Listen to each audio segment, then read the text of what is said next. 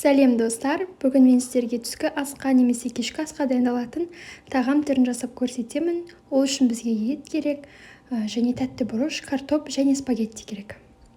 Алдын ала қызып тұрған майымызға етімізді жақсылап қуырып аламыз. Үстіне су құйып, піскенге дейін астын жай отта қойып қоямыз. Етіміз дайын болғаннан кейін үстіне картоп саламыз. Картопты араластырамыз және де қызыл бұрышымызды, яғни тәтті бұрышымызды үстіне қосамыз. Барлығын жақсылап араластырып, жай отта қойып қоямыз. Үстіне дәмдеуіштер себуге болады. Мен бұның үстіне паприка қостым, қара бұрыш және тұз салдым. Және үстіне бетін жауып тұратындай етіп су қосамыз. Жай отқа бұны да жайлап баппен пісіріп аламыз. Барлығы піскенін жақсылап қадағалаңыздар.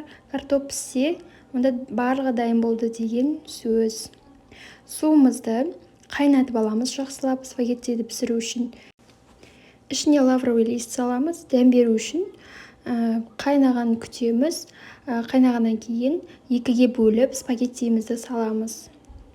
Барлығын араластырып, судың ішіне кіріп тұратындай етіп қойыңыздар. Ұзаққа қоймаңыздар және көп спагетти салудың қажеті жоқ. Бұл қазір суда үлкейеді және бұны қарап отырмасаңыздар езіліп кетуі мүмкін. Үстіне дәм беру үшін тұз себеміз. 15-20 минуттан кейін бізде осылай жұмсақ болып шығады. Суымыздан спагеттиді арылтып аламыз. Астына спагеттиді салып, үстіне начинкасын саламыз. Бізде тамағымыз дайын, жасап көріңіздер. Менің YouTube каналыма тіркелуді ұмытпаңыздар. Сіздермен болған Мадина.